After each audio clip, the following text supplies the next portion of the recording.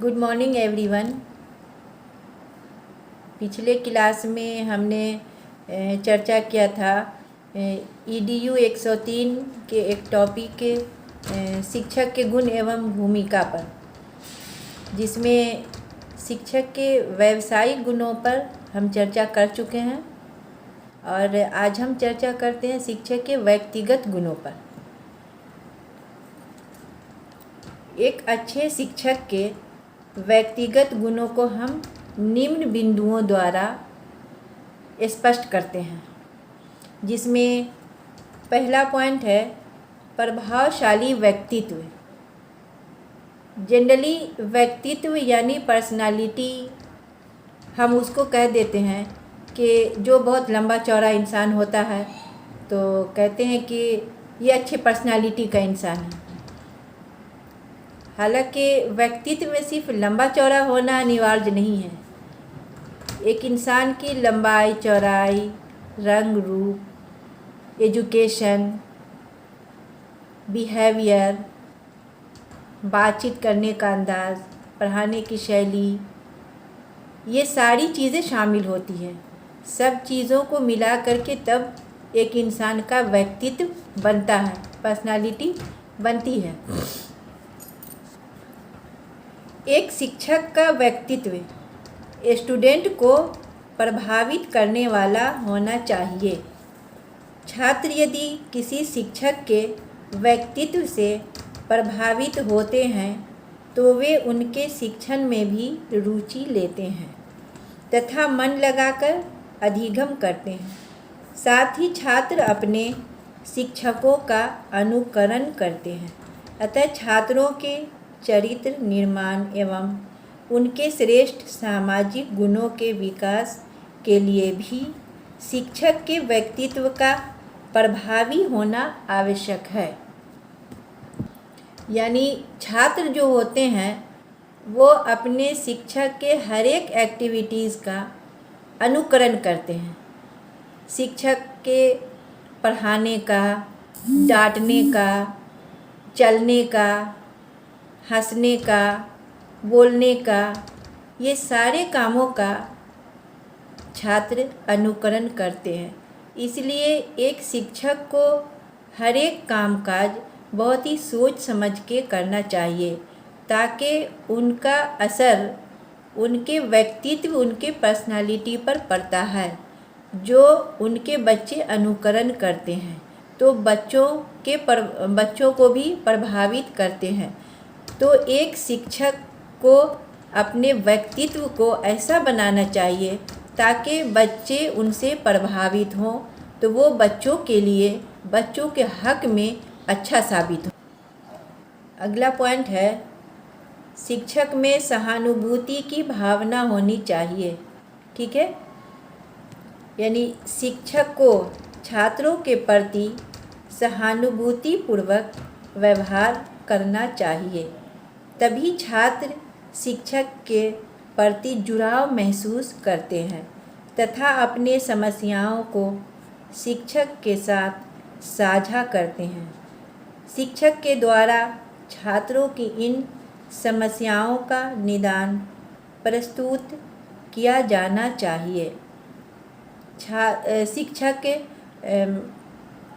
अपने बच्चों के प्रति हर समय सहानुभूतिपूर्ण व्यवहार करेंगे, तभी छात्र बिना डर, बिना खौफ, बिना हिचकिचाहट के अपने शिक्षकों के सामने अपनी हर समस्या को रखेंगे और शिक्षक बिना डांट डपट के, बिना डराए, बिना धमकाए अपने बच्चों के उन समस्याओं को हल करेंगे तो दोनों के बीच, दोनों का जो रिश्ता है वो अटूट होगा।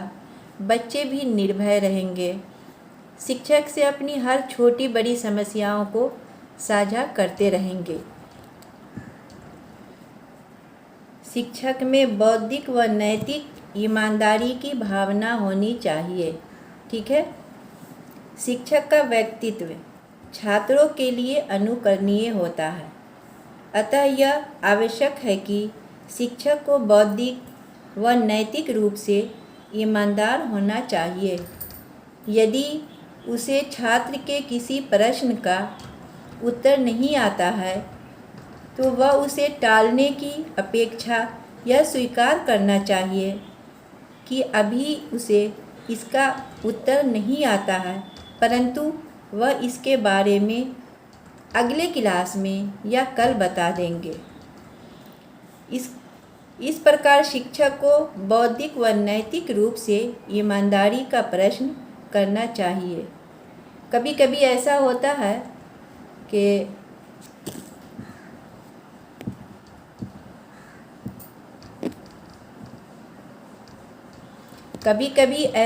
है कि अलग अलग नेचर के शिक्षक होते हैं कि बच्चे कुछ प्रश्न किए और शिक्षक को अगर प्रश्न का उत्तर नहीं आ रहा है तो वो या तो बच्चों को डांट देते हैं या इधर उधर की बातों पे टहला देते हैं।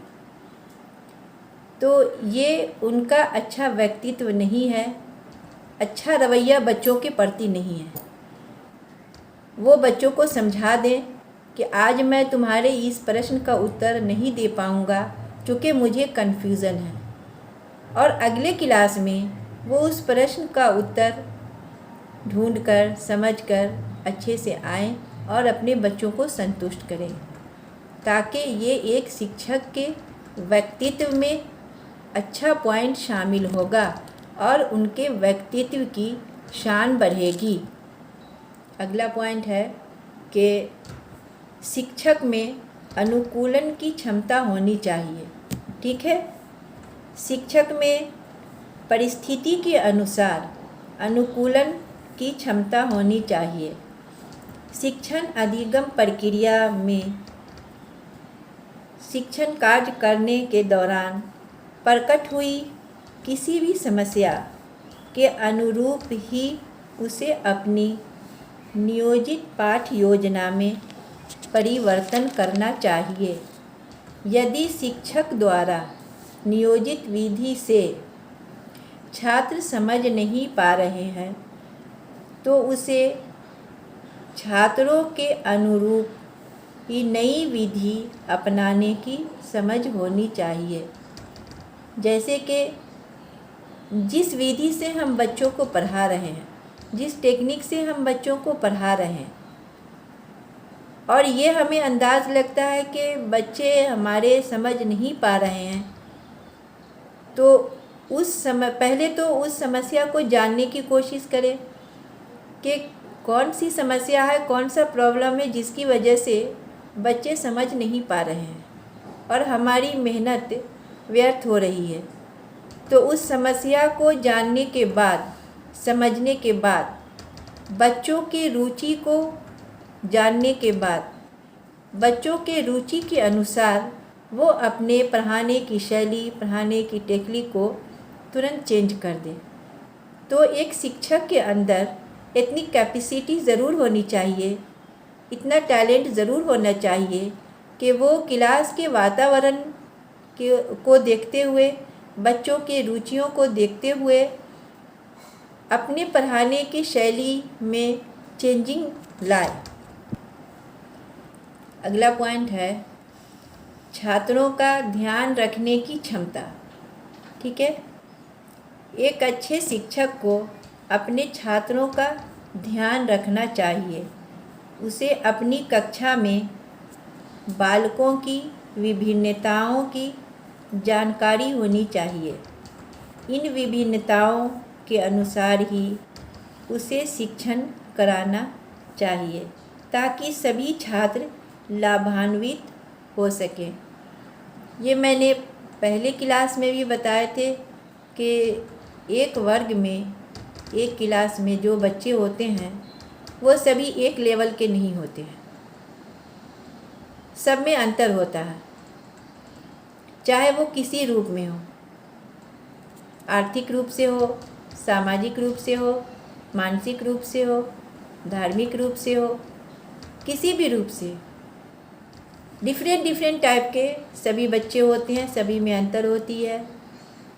तो वहाँ पर शिक्षक को चाहिए कि सभी बच्चों के साथ कौन से ऐसे टेक्निक अपनाए, कौन सी ऐसी शैली अपनाए जिसको लेकर सारे बच्चों का एक साथ विकास हो सके।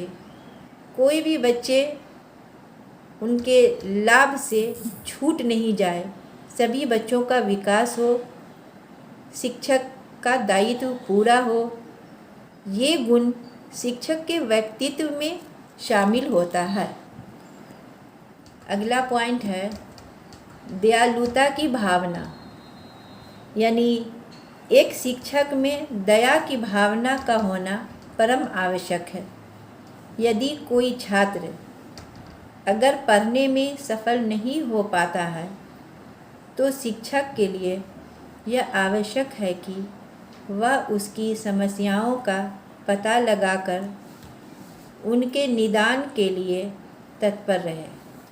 यह समस्या विद्यालय या विद्यालय के बाहर की भी हो सकती है, वो उसके परिवार की भी हो सकती है, उसके पेरेंट्स की हो सकती है, फिर वो विद्यालय से घर तक की दूरी तय करके जो आता है तो समाज की भी हो सकती है, रास्ते के यातायात की भी हो सकती है, उसकी बहुत सारी समस्या हो सकती है।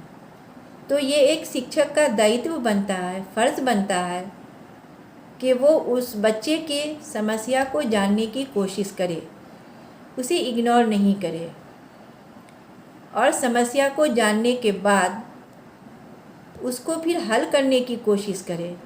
चूँकि कोई ऐसी भी बड़ी समस्या नहीं हो सकती है जो समाधान के लायक नहीं होगी, हर समस्या का समाधान है। अब है कि ये शिक्षक का फ़र्ज़ बनता है कि वे उसको हल करने की कोशिश करते हैं या नहीं करते हैं। लेकिन ये हर शिक्षक का फ़र्ज़ है कि वो अपने बच्चों के समस्या को समाधान करे, उसके बाद उन बच्चों का शिक्षण कार्य करे ताकि बच्चे भी उनके इस शिक्षण कार्य से लाभ उठा सके और तभी शिक्षक का कर्तव्य पूरा होगा और ये गुण उनके व्यक्तित्व में शामिल होगी। अगला पॉइंट है सहयोग की भावना। ठीक है, एक अच्छे शिक्षक को छात्र, अभिभावक एवं विद्यालय के अन्य कर्मचारियों के प्रति सहयोग की भावना वाला होना चाहिए। चूँकि विद्यालय में भी कार्यरत बहुत सारे शिक्षक होते हैं, नॉन टीचिंग स्टाफ होते हैं, फिर हमारे बच्चे होते हैं, बच्चों के अभिभावक होते हैं, विद्यालय से जुड़े समाज के लोग होते हैं। तो उन सभी के साथ हमेशा सहयोग की भावना रखनी चाहिए। अगर अपने विद्यालय में भी हमारे दूसरे तीसरे कलीग हैं जिनके साथ कोई समस्या हो जाती है तो हम उन्हें इग्नोर या और भी परेशान करने के बजाय उनकी मदद करनी चाहिए, उनके हेल्प करनी चाहिए, क्योंकि वो हमारे एक फैमिली, एक परिवार के लोग होते हैं। फिर अपने से जूनियर जो क्लर्कियल लोग होते हैं, फिर 4th ग्रेड के लोग होते हैं, फिर और भी कार्य करने वाले स्टाफ होते हैं, उन सब के साथ सहयोग की भावना रखनी चाहिए। वहाँ पर कुछ ऐसा फील नहीं होना चाहिए कि हम शिक्षक हैं और वो हमसे नीचे पोस्ट पे हैं तो हम उन्हें ध्यान नहीं दें या उनकी मदद नहीं करें। सभी की मदद करनी चाहिए और कहीं पर ईगो नहीं होना चाहिए, क्योंकि शिक्षक का ये सबसे बड़ा गुण है। सहयोग की भावना उनकी सबसे बड़ी पहचान है और ईगो सबसे बुरी चीज़ है जो किसी भी शिक्षक के अंदर तो बिल्कुल नहीं होनी चाहिए। उन्हें हमेशा हर पल अपने से लेकर विद्यालय के बाहर के लोगों तक सहयोग करना चाहिए और सहयोग की भावना उनमें हमेशा हर पल होनी चाहिए। अगला पॉइंट है दृढ़ निश्चयी। ठीक है, एक अच्छे शिक्षक को अपने छात्रों को सफलता दिलाने के लिए दृढ़ निश्चयी होना चाहिए। उसे अपने छात्रों की आवश्यकता अनुसार अधिगम अनुभव देने के लिए तैयार होना चाहिए। अभय के शिक्षक का फैसला अटूट होना चाहिए। तभी एक इंसान के अटूट फैसला करने पर तो भगवान भी नर्म हो जाते हैं, वो मदद करते हैं। तो शिक्षक भी तो एक इंसान है, वो बच्चों के माँ बाप हैं, तो उन्हें अटूट फैसला करना होगा। जिस तरह से माँ बाप को एक आशा होती है, कोशिश होती है कि हमारे बच्चे कामयाब हों, और वो उसके लिए मेहनत करते हैं, जागरूक रहते हैं, तो शिक्षक भी अगर फैसला कर लेते हैं कि हमें बच्चों को कामयाब करना है, तो वो कामयाब करके रहेंगे। अब है कि ये उन पर डिपेंड करता है कि वो ऐसा फैसला करें तब। जैसे कि आपको एक डॉक्टर अल्लामा इकबाल साहब का शेर मैं बताती हूँ। खुदी को कर बुलंद इतना कि हर तकदीर से पहले खुदा बंदे से खुद पूछे, बता तेरी रज़ा क्या है। तो इंसान के खुददारी पर, अटूट फैसले पे जब भगवान पिघल जाते हैं, तो फिर वही इंसान एक बच्चों के फ्यूचर को संभालने के लिए अगर अटूट फैसला करता है, तो भगवान कैसे उसकी मदद नहीं करेंगे, ज़रूर मदद करेंगे। अब ये डिपेंड करता है हम शिक्षक पर कि वो किस तरह से अपने बच्चों को कामयाब करते हैं या नहीं करते हैं। ठीक है। अगला पॉइंट है निर्भीकता। एक अच्छे शिक्षक को निडर एवं निर्भीक होना चाहिए। इसके द्वारा किसी भी छात्र द्वारा कोई भी गलती करने पर उसकी आलोचना करने के बजाय उसकी समस्या की समाधान करनी चाहिए। बच्चे मासूम हैं, इनोसेंट हैं, गलती उनसे होगी ही। बड़े बड़े इंसान से गलती होती है, तो बच्चों से भी गलती होगी। ऐसी स्थिति में शिक्षक का दायित्व बनता है कि वो बच्चों का नहीं मजाक बनाए, नहीं उन्हें डांट डपट करे, नहीं डराए धमकाए, बल्कि उनके समस्या को समझने की कोशिश करे और समझने के बाद उस समस्या को समाधान करें। क्योंकि ये एक शिक्षक का गुण भी है और उसके दायित्व भी है। अगला पॉइंट है उदारता की भावना। ठीक है। एक अच्छे शिक्षक के स्वभाव में सहिष्णुता का होना भी आवश्यक है।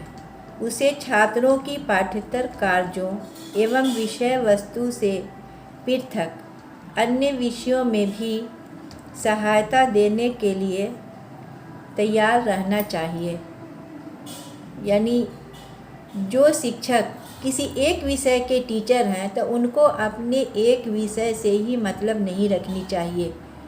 उस विषय से अलग हटके भी अगर बच्चों को किसी दूसरे विषय में कोई प्रॉब्लम हो रही है, कोई समस्या है, तो वो कोशिश करें कि उस समस्या को भी हल करें। फिर बच्चों को अपने पुस्तक के अलावा भी विद्यालय में और भी समस्या हो सकती है। जैसे कि किसी को कोई कल्चर प्रोग्राम में समस्या है, किसी को एग्रीकल्चर में कोई समस्या है, किसी को स्पोर्ट्स में समस्या है, किसी को और भी बहुत सारी समस्या हो सकती है, समस्या अनगिनत है। तो जो भी अच्छे शिक्षक हैं, उनको सिर्फ अपने विषय तक सीमित नहीं रहना चाहिए। उनको कोशिश करना चाहिए कि बच्चों की उन सारी समस्याओं को भी समझे और उसको भी वो हल करें। ये एक अच्छे शिक्षक का गुण है। अगला पॉइंट है सहिष्णुता एवं धैर्यवान। ठीक है। एक अच्छे शिक्षक को शिक्षण कार्य के दौरान सहनशीलता एवं धैर्य का प्रदर्शन करना चाहिए।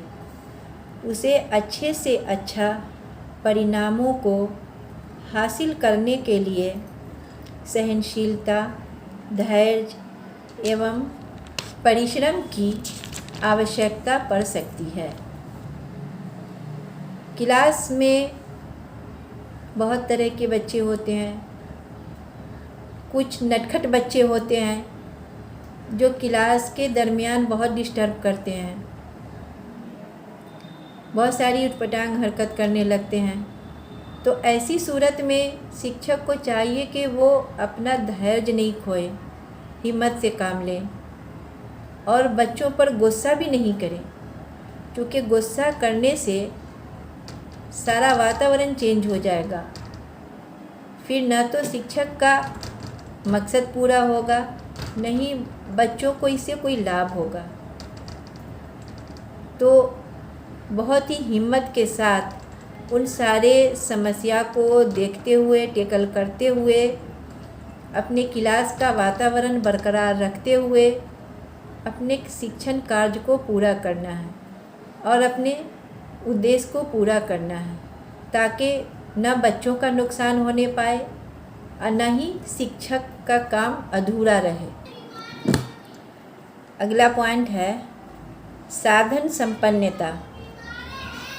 अपने शिक्षण अधिगम गतिविधियों को कामयाब बनाने के लिए एक अच्छे शिक्षक को साधन संपन्न होना अति आवश्यक है। उसे किसी भी प्रकरण से संबंधी, छात्रों के वास्तविक जीवन से संबंधी उदाहरण एवं गतिविधियां आदि कराने में सक्षम होना चाहिए। जैसे कि बच्चे कुछ पढ़ना लिखना चाहते हैं, कुछ करना चाहते हैं, लेकिन उनके पास कोई साधन नहीं है, ना ही विद्यालय में वो साधन है। तो ऐसी सूरत में वो शिक्षक का दायित्व है, उसका फ़र्ज़ बनता है कि बच्चों को वो सारे साधन मुहैया कराएं। अगर विद्यालय से नहीं हो पाता है तो विद्यालय से बाहर से कराएं। विद्यालय के बाहर भी संभव नहीं है तो वो खुद अपने पास से करें, लेकिन बच्चों के उस काम को कामयाब करें। साधन का मुहैया कराना, बच्चों के काम को आगे बढ़ाना एक शिक्षक का फ़र्ज़ बनता है और ये उनका फ़र्ज़ है कि वो किस तरह से बच्चों को वो सारे साधन मुहैया कराएंगे और तब उसके काम को संपन्न करेंगे। क्योंकि शिक्षक माता पिता के समान होते हैं। जिस तरह से माता पिता बच्चों के विकास के लिए, कामयाब के लिए हर मुमकिन कोशिश करते हैं, इसी तरह शिक्षक को भी चाहिए कि उन बच्चों के कामयाबी के लिए, उनके काम को सफल बनाने के लिए हर मुमकिन कोशिश करें और बच्चों का काम कामयाब करें।